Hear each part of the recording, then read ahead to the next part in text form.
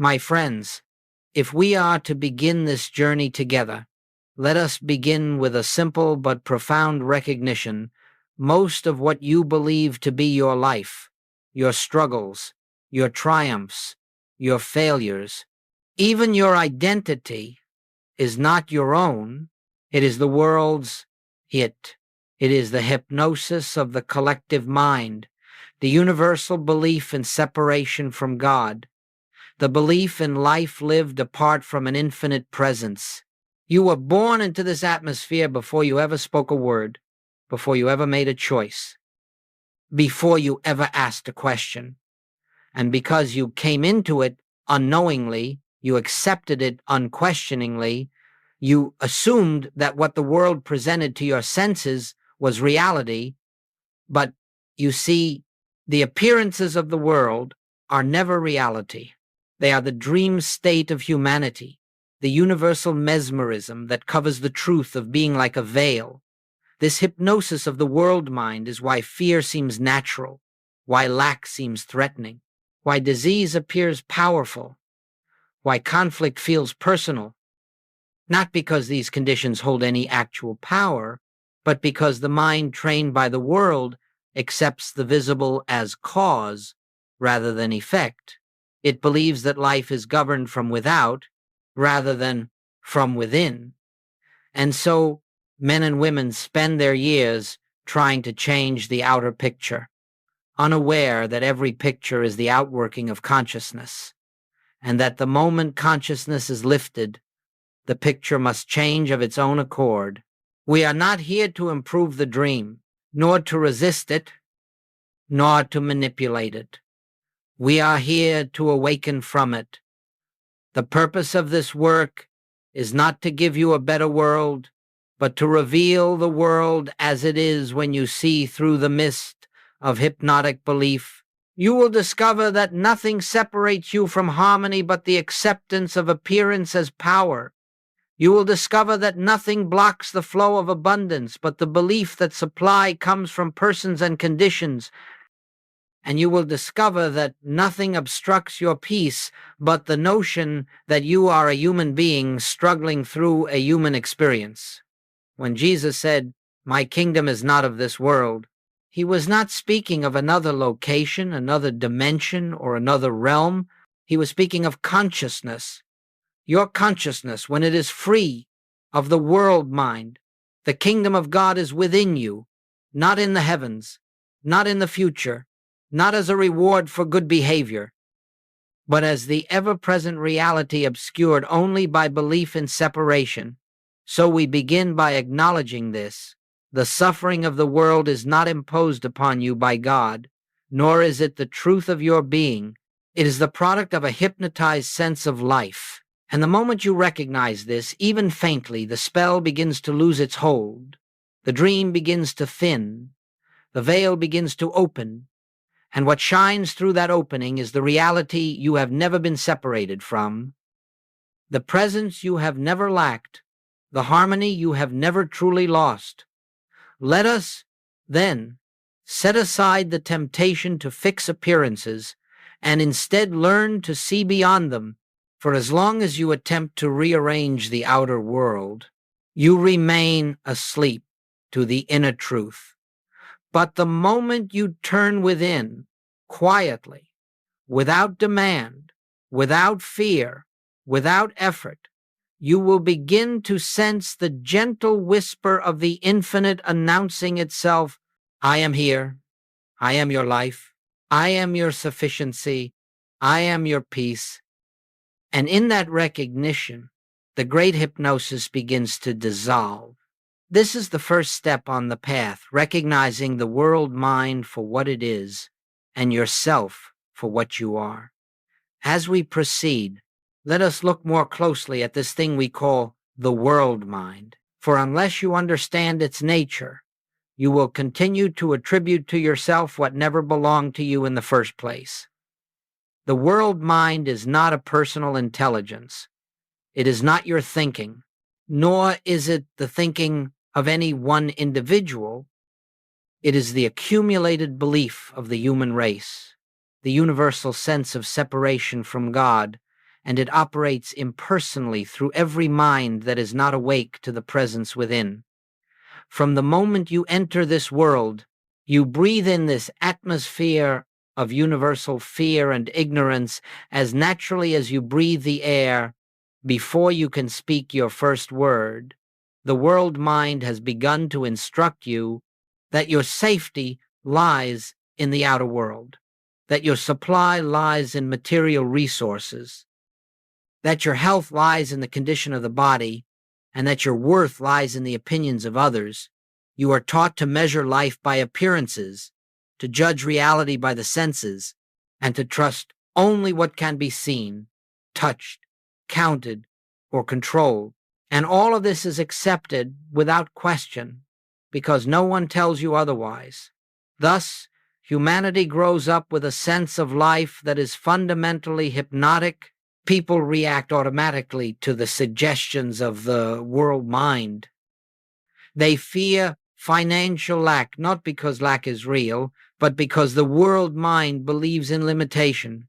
They fear illness, not because illness has power, but because the world mind believes the body is separate from the source of life. They fear rejection, loss, and failure, because the world mind believes each person is an isolated self, struggling against an unfriendly universe, and this belief in separation reproduces itself endlessly in every mind that has not awakened to truth. But, my friends, let this be recognized. These are not your fears. These are not your beliefs. These are not your thoughts. This is the world mind acting upon you. As long as you identify yourself as a human being living in a human universe, the moment you accept that these thoughts are mine, you give them power they do not possess. You take ownership of that which never belonged to you. You adopt as personal a universal mesmerism that operates impersonally, Joel would often say. You are not responsible for the thoughts that come to you. You are responsible only for whether you accept them. And that is the crux of awakening, to stand still long enough to discern the difference between the suggestions of the world mind and the truth arising from within. The world mind says, you are vulnerable, but the inner presence whispers, I am with thee always. The world mind says, you must struggle for supply, but the inner presence declares, all that the Father has is yours. The world mind says, you are a body subject to decay, but the inner presence reveals, I am life eternal. Every conflict you have ever experienced begins with mistaking the voice of the world mind for the voice of your own consciousness. Every healing begins with the recognition that the world mind has no power of its own, no authority, no law, no substance, and that the infinite presence within you is the only reality. When you understand this, even faintly, the spell begins to loosen. You no longer see yourself as a being struggling in a hostile environment. You begin to sense that there is a deeper life living you, a deeper intelligence governing you, a deeper love sustaining you. And this recognition marks the end of spiritual sleep and the beginning of awakening. It is from this recognition that we move forward, for now you can begin to see that what you have called your life has been largely a reaction to a universal hypnosis, and what you truly are has never been touched by it. And now we come to a vital point, one that cannot merely be understood intellectually, but must be quietly realized within your own being. The world mind, which we have described as the collective hypnotic influence, has a curious ability. It presents to you only a fraction of reality and convinces you that this fraction is the whole. It shows you the visible, the tangible, the measurable, and then persuades you that life is nothing more than what can be observed with the senses. But My friends, the senses reveal only the outermost rim of existence. They show you the finished picture on the canvas, but never the painter. They show you the fruit on the branch, but never the life force that brought it forth. They show you the body, but not the life that animates the body. In truth, the visible world is but 1% of reality. The remaining 99% is invisible, spiritual, incorporeal, yet infinitely more substantial than anything the senses report. It is this 99% that the world mind blinds you to. The world mind insists you are a material being in a material world, but the truth is, you are a spiritual being in a spiritual universe, temporarily believing in material sense. The world mind points to your bank account and declares, "This is your supply." It points to your body and declares, "This is your health." It points to circumstances and declares, "This is your destiny." And because you have not yet awakened to the invisible dimension of life, you accept these declarations as final.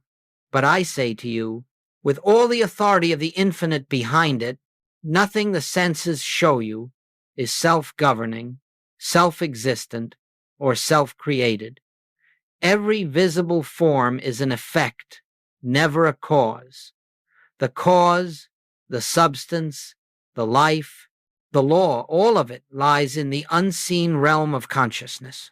Let us take this slowly, gently, and with inner quiet, for it is one of the most important recognitions on the spiritual path. When you look at a tree, you do not see the life that produced the tree. When you look at a body, you do not see the consciousness that sustains it. When you look at money, you do not see the divine ideas that unfold as supply. When you look at relationships, you do not see the presence that animates every soul. What you see are the shadows of a far deeper reality. The world mind hypnotizes humanity into mistaking the shadow for the substance.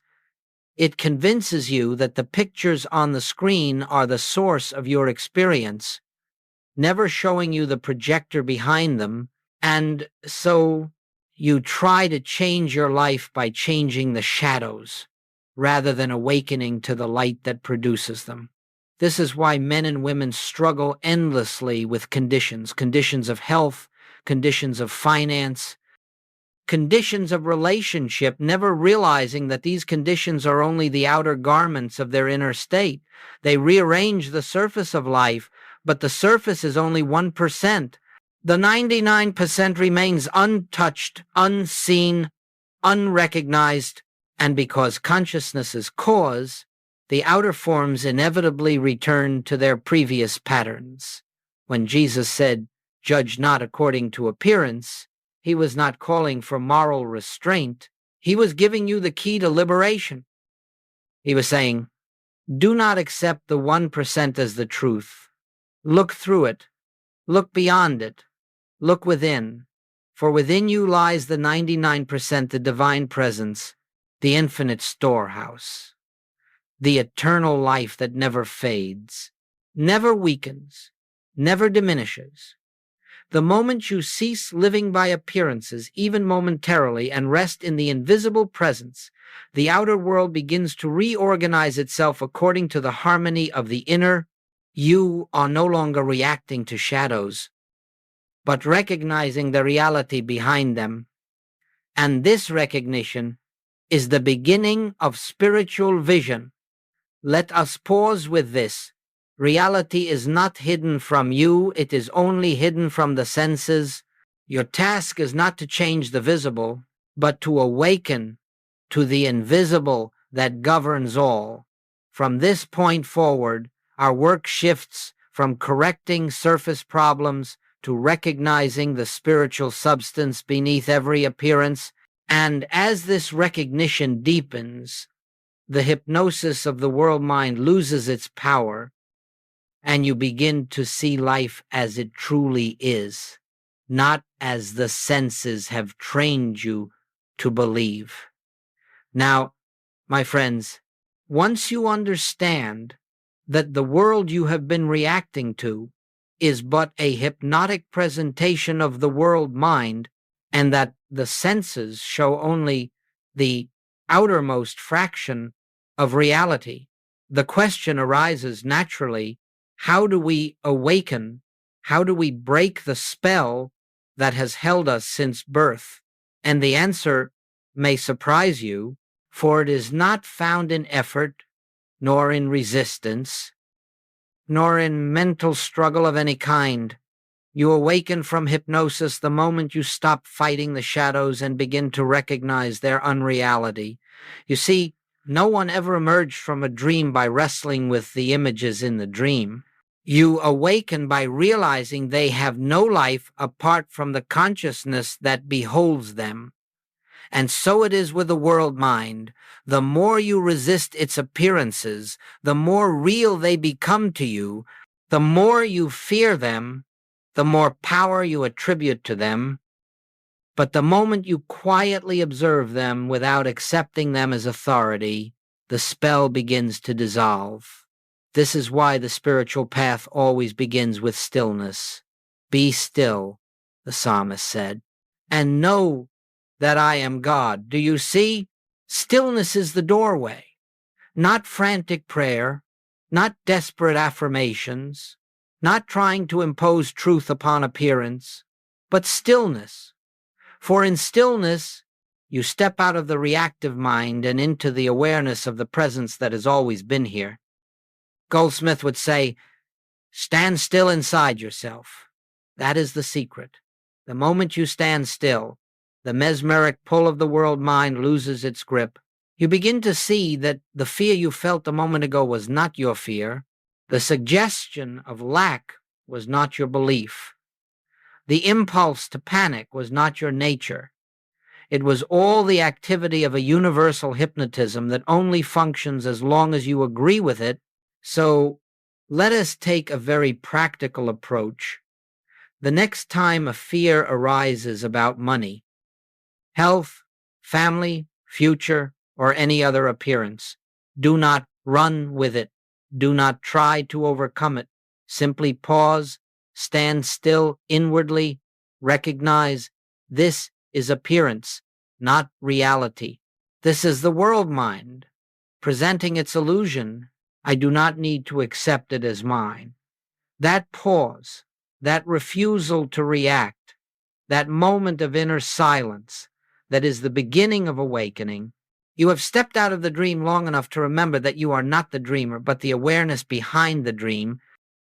In that quiet instant, something within begins to stir, a presence, a peace, a subtle sense of I, not the personal I, but the divine I. And as you rest in that awareness, you begin to feel the hypnosis loosening. You begin to realize that you have spent a lifetime trying to fix effects rather than turning to the cause behind them. You have tried to smooth the shadows rather than awaken to the light that casts them. Breaking the spell of the world mind is not a battle. It is a shift from believing what appears to recognizing what is, a shift from reacting to life as a human being to beholding life as spiritual consciousness, a shift from external dependence to inner realization. And once this shift begins even faintly, you discover that you no longer live in a world of fear, but in a universe of divine order. You discover that your peace does not come from conditions, but from awareness. And you discover that awakening is not a future attainment, but a present recognition. This is the first step out of hypnosis, to stand still long enough to see that nothing external has ever had power over your life, and that the only reality that has ever governed you is the presence within. Now that we understand the nature of the world mind and the first movement out of its hypnotic influence, let us take the next step, the practice of inner recognition. For although standing still frees you from the automatic reactions of the world mind, It is recognition, quiet, gentle recognition that reveals the reality behind appearance. And without this recognition, stillness becomes only a temporary pause. With it, stillness becomes the doorway to truth. My friends, spiritual awakening does not take place through effort. It does not happen because you try to believe something or because you repeat holy words. Awakening occurs when you recognize what already is. Recognition is the spiritual act that lifts you into the consciousness of truth, and it is this recognition that becomes your practice. Let me explain what I mean. When Jesus said, "I and the Father are one," he was not presenting a doctrine to be memorized or repeated. He was revealing a fact of spiritual identity, a truth that must be recognized, not affirmed. The moment you attempt to force belief, you return to the world mind, which operates through effort, struggle, and mental strain. But the moment you quietly acknowledge the truth, without effort, without tension, you begin to live from the level of consciousness Jesus lived from. You begin to see reality as it is. Recognition, then, is not an act of the mind, it is an opening of awareness. It is the gentle, inner realization that behind every appearance stands the infinite presence, whole, complete, and untouched. And so we begin with the simplest form of recognition. I and the Father are one. Let this not be a statement of faith, but a moment of awareness. Let it sink beneath thought, beneath emotion, beneath belief. Let it be a recognition of the fact that your life is not separate from the source of all life, that your being is not separate from the divine being that animates the universe, that your consciousness is not isolated, but rooted in the infinite. As you rest with this, another recognition emerges naturally. The kingdom of God is within me again, not as something to acquire, not as a place to reach, but as the truth of your being now. Let this recognition bring you into a sense of inner spaciousness, as though a quiet light were dawning from within, showing you that everything you have ever sought outwardly has been present inwardly all along. And then we come to the recognition that underlies all others. All that the Father has is embodied here in this consciousness, not in the bank account, not in the body, not in circumstances, but in consciousness, your consciousness, when it is aligned with truth. With this recognition, the world mind loses its power, for you no longer look to the visible realm for supply, safety, or fulfillment. You begin to recognize that everything visible is but an expression of the invisible, and that the invisible is always complete. Now, let us make this very practical. Take any appearance in your life, a financial need, a physical condition, a relationship tension, and bring it into your awareness. Do not attempt to fix it. Do not attempt to change it. Simply place it before the light of recognition and see it as appearance only, then turn inward and rest in the awareness. The presence within me is the only reality. The truth of my being is untouched by this appearance. I and the Father are one. Remain quietly in this recognition, without thought, without effort, without trying to bring about a result. Do nothing to the appearance. Let it be. And instead, recognize what is true. As you rest in this inner knowing, the appearance begins to lose its sense of power, for you are no longer feeding it with belief. You are no longer granting it authority. You are no longer confusing the shadow with the substance. This is the practice of recognition, a practice that gradually lifts you out of the hypnotic suggestions of the world mind and reveals the spiritual reality behind every circumstance. As this recognition deepens, less and less of your life is lived in reaction to the outer world, and more is lived in attunement with the presence within. And, my friends, it is this attunement, not the outer effort, not the human will, that transforms experience. Recognition does the work, because recognition is the light that dispels the darkness of appearance. And now, having come to an understanding of recognition, let us take the next step: how to live above appearance in the midst of daily life. For spirituality that functions only in meditation but collapses at the first sign of challenge is not yet realization, it is still aspiration. Our purpose is not to escape the world, nor to transcend it through belief, but to live in the world without being governed by the world mind. That is the essence of spiritual freedom.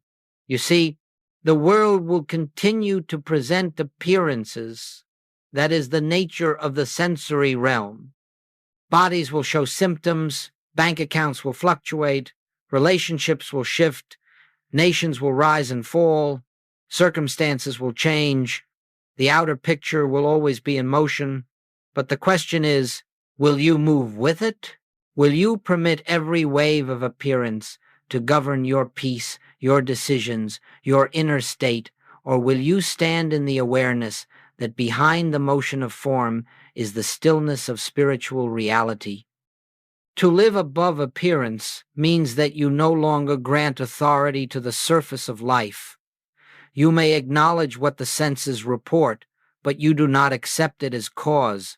You do not let it enter your consciousness as truth. You recognize that appearance is effect, and that effect cannot dictate the state of the cause within you. Let us make this practical. When a financial need arises, the world mind instantly whispers, "You are vulnerable." Notice that thought. Do not react to it. Do not argue with it. Simply recognize it as the world mind expressing its belief in lack, and then quietly turn inward without strain and rest in the awareness. Supply is consciousness, not money. My good is not in the visible. My good is in the presence within. Do not attempt to manufacture abundance. Do not attempt to visualize outcomes. Simply return to the truth of being and let the recognition dissolve the suggestion of lack. As you do this, you will discover that right ideas come to you, right opportunities arise, right action becomes clear, not because you forced anything, but because you removed the veil that obscured what was already present. Or let us take an example from health. When the body presents discomfort, the world mind responds with fear. It interprets the body as your identity and illness as a threat to your existence. But pause, be still, recognize that the body is not the self and that the self is not confined to flesh. Rest in the awareness. Life is spiritual. The substance of my being is wholeness. The body can express only what consciousness embodies. This recognition does not deny the appearance. It transcends it. It brings the invisible reality into conscious awareness, and the appearance begins to lose its claim upon you. Or again, in the realm of relationships, when conflict arises, the world mind insists that personality meets personality, ego meets ego, and that someone must win and someone must lose.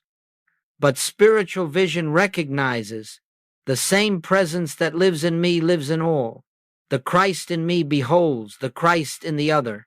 From this inner posture, your reaction softens, your words change, the atmosphere shifts, and harmony emerges where tension seemed inevitable. You see, to live above appearance is not to manipulate the outer world. It is to abide in inner truth until the outer aligns with it. This is the meaning of living in the world, but not of the world. You continue to act, to speak, to work, to serve, but the source of your action is no longer fear, desire, or human will. It is the quiet guidance of the presence that has become your resting place. And let us understand this clearly. Consistency is more important than intensity. One moment of sincere recognition carries more power than an hour of mental struggle. Many short pauses throughout the day, moments in which you turn within, recall the presence, and recognize the truth, will lift you far more quickly than occasional long periods of strained meditation. Gradually, the shift occurs. You stop looking to the outer world for your cues. You stop allowing appearances to command your peace. You begin to live from the inside out. You begin to feel anchored, steady, quietly confident. And when the world mind presents its shadows, you meet them not with fear, but with the calm awareness of truth. This is the art of living above appearance, the art of abiding in the invisible reality while moving through the visible world. And now, my friends, as we begin to live from this inner awareness, rather than from the shifting currents of the world mind, something remarkable happens. Not suddenly, perhaps, not dramatically at first, but quietly, imperceptibly, like dawn breaking behind a still horizon. Fear begins to dissolve. Lack begins to lose its claim. Suffering no longer appears as an enemy, but as a shadow fading in the light of recognition. And all of this occurs not because we have waged war against these appearances, but because we have ceased granting them power. You see, fear cannot exist in the presence of recognized truth. Fear feeds only on separation, on the belief that you stand alone, apart from the infinite, subject to forces outside yourself. The moment you recognize, even for a breath, that the presence within you is the only life, the only intelligence, the only law governing your being, fear begins to wither, for it has nothing left to fasten itself upon. Lack, too, dissolves, and not because your circumstances suddenly change, but because you no longer look to circumstance as your source. The very moment you perceive supply as consciousness and not as matter, the grip of financial fear loosens. You stop treating money as though it were your master. You stop treating income as though it were your life. And in that inner shift, channels of supply that were always present but hidden by fear begin to reveal themselves, not through strain, not through forced positivity, but through the natural unfoldment of consciousness expressing itself. And suffering, whether emotional or physical, begins to lose its sting the moment you stop identifying yourself with the form in which the suffering appears. When you cease saying, "I am sick," or "I am distressed," and instead rest in the awareness, the I that I am is spiritual, whole, untouched by this appearance, then even the body begins to relax its grasp, the emotions begin to unwind, and the atmosphere of your being softens into peace, not because you have fought the condition, but because you have stopped empowering it with your sense of identity. Let us take this more deeply. Suffering persists only as long as you believe that life is happening to a separate me. This me, this personal sense of self, feeds on fear, lives on resistance, and thrives on the belief that it must protect, defend, and secure itself. But the moment you recognize that your true self is not the personal me, but the infinite presence that animates you, the foundation of suffering begins to crumble.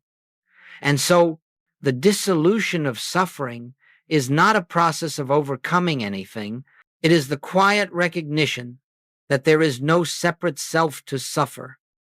There is only the one appearing as you, There is only the presence expressing through you as harmony, peace, and completeness. Now let us return to the practical. When fear arises, do not attempt to remove it. Simply observe it and rest in the awareness. Fear is not my thought. Fear belongs to the world mind. I stand in the presence of the infinite. You will feel the fear lose its urgency. You will sense it passing like a cloud. When lack presents itself, do not rush into panic. Turn within and rest in the recognition. Supply is spiritual. All that I require is already present in consciousness.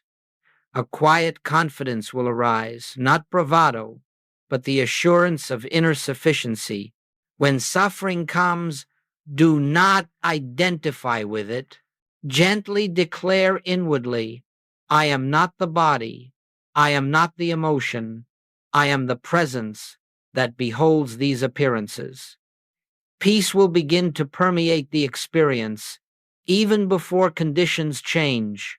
In each case, you have not fought the appearance, you have not denied the condition, you have simply withdrawn the belief that the appearance has power over you, and that withdrawal is the dissolution. Now the law begins to operate. The outer picture must eventually conform to the inner realization. This is not metaphysics. This is not mind power. This is spiritual law.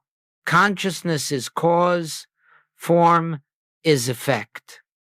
And so, as consciousness rises, suffering falls away, not because you have improved your life, but because you have ceased to believe in the reality of anything unlike the presence of God. Fear dissolves in truth, lack dissolves in recognition, suffering dissolves in identity restored. This is the fruit of living from the inner presence rather than from the world mind. And this is the beginning of real freedom. And now, as fear, lack, and suffering begin to dissolve in the light of recognition, we come to what may be the most misunderstood word in all of spiritual literature: freedom. For the world believes that freedom means the ability to change outer circumstances, to control events, to secure favorable outcomes, or to arrange life so that nothing disturbs us. But this is not freedom. This is bondage to the very appearances you hope to escape. True freedom, in the spiritual sense, is not the power to shape the world, but the realization that the world has no power to shape you. It is the discovery that peace does not depend on conditions, that safety does not depend on form, that abundance does not depend on material channels, that harmony does not depend on the behavior of others. Freedom, as Goldsmith taught, is the state of consciousness in which nothing in the external realm can pull you out of the inner awareness of the presence. Freedom is the realization that you stand in the midst of a spiritual universe, governed not by chance, nor by circumstance, nor by human will, but by the infinite intelligence of God manifesting as your very being. Now, let us take this slowly, for it is a profound shift. Imagine a life in which nothing external can disturb your peace, not because conditions are perfect, but because your peace is not rooted in the outer world at all. Imagine discovering that the same presence which lived in the prophets, in the mystics, in the Christ, is the very presence animating you. Imagine waking each day with a quiet assurance that the source of infinite supply, infinite love, infinite wisdom, infinite harmony is not somewhere outside, but within your own consciousness. This is freedom. Freedom begins the moment you stop taking direction from the world mind, when you refuse to let fear dictate your choices, when you decline to let appearance determine your response, when you anchor yourself in the inner presence instead of in external circumstance. You step into a realm of life the world knows nothing about. You begin to experience what the mystics have called the peace that passes understanding, a peace untouched by the rise and fall of events. You begin to move through the world with a sense of inner poise, as though something greater than your personal self were guiding you, directing you, sustaining you. And indeed, that is precisely what is happening. Freedom also reveals itself in clarity. When the mind is no longer clouded by fear, desire, or resistance, intuitive wisdom begins to flow. Decisions become natural, effortless, almost obvious. Right action reveals itself without strain. You find yourself in the right place at the right time, speaking the right words, meeting the right people, not through planning or strategizing, but because consciousness has aligned itself with truth, and the outer life must follow. Freedom expresses itself in non-reactivity. The world presents anger, and you do not respond with anger. The world presents chaos, and you remain centered. The world presents lack, and you remain assured. You do not accomplish this through discipline or suppression, but because your identity has shifted from the human sense of self to the divine presence, and perhaps most beautifully, freedom reveals itself as compassion. When you are no longer entangled in your own fears, you see the world's fears with tenderness. You no longer judge others, for you recognize the world mind acting through them, just as it once acted through you. You meet their suffering not with resistance or annoyance, but with understanding, for you know they are not separate beings struggling in isolation, but expressions of the same infinite life that animates you. This is the true meaning of freedom. Not that you escape the world, but that the world loses its power to define you. Not that nothing ever happens, but that nothing happening can disturb the presence within. Not that outer conditions become perfect, but that inner consciousness becomes unshakable. Freedom is the end of fear. Freedom is the end of dependence on matter. Freedom is the end of suffering, born of identification with the separate self. Freedom is awakening to the truth that I am the place where God appears as individuality. And when this realization dawns even lightly, you understand that the world mind cannot imprison you, for it never contained you. You transcend it not by effort, but by knowing the truth of your being. This is divine freedom, and it is the birthright of every soul who turns within and listens. And now, as we come to the close of this sharing, let us return once more to the simplicity of the spiritual life.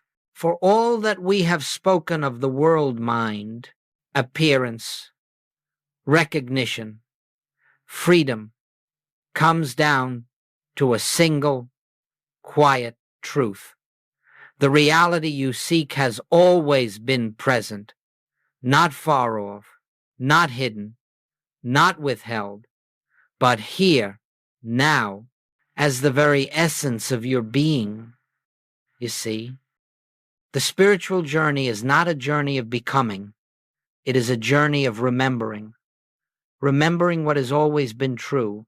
Remembering the presence that has never left. Remembering the I that is one with the infinite. And though the world mind may have caused you to forget for a time, the forgetting never changed your reality. It only veiled it. Awakening, then, is nothing more than unveiling. It is the gradual dissolving of the clouds that have obscured the inner light. It is the recognition that nothing external can complete you and nothing external can diminish you. It is discovering that every breath you take is breathed by the infinite itself, expressing as your individual being. My friends, let us recognize this. You have never been separate from God. You have only believed in separation. You have never lacked anything. You have only believed in lack. You have never been threatened. You have only believed in vulnerability. The moment you turn within and acknowledge the presence, even for a single breath, the belief dissolves and the truth is seen. This inner turning, this stillness, this recognition is the secret behind all spiritual revelation. It is not a practice for the advanced. It is not reserved for saints or mystics. It is the simplest act of awareness. Be still, and in the stillness feel the presence that is your own being. This is the entire infinite way, and as you continue not in strain, not in discipline, but in gentle remembrance, something beautiful begins to unfold. You begin to sense that your life is not being lived by you, but through you. You begin to feel guided, carried, upheld. You begin to see that what you once called your life is the activity of the divine presence expressing as you. Then the fears of yesterday lose their hold. The frictions of the world soften. The anxieties born of the separate self fade into quiet confidence. And the very atmosphere of your consciousness changes. Your home becomes a sanctuary. Your work becomes service. Your relationships become expressions of love. Your inner life becomes peace, not because you have improved yourself, but because you have recognized yourself. And as this recognition continues quietly, gently, day after day, you awaken more fully to the truth that the kingdom of God is not a place, nor a promise, nor a reward. It is the reality of your consciousness, the moment you know the presence within. So let us leave this time together in stillness, with no striving, no effort, no expectation. Simply rest in the awareness. I and the Father are one. The presence lives my life. All that God is, I am. And in that recognition, you will discover what the world could never give and what it can never take away. The peace, the wholeness, and the freedom of the awakened self. This is the reality that has always been present. This is the life that is living you now.